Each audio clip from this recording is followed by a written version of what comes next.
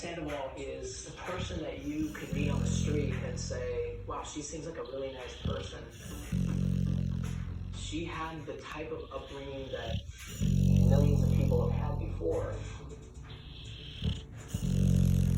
She dated, she fell in love. Bailey, girls don't snore. She was so into Daniel. The first time she spoke about him, she was just like, oh, the color of his eyes, and then he was so nice to her. Like, she was just in heaven. All Daniel truly wanted was a family.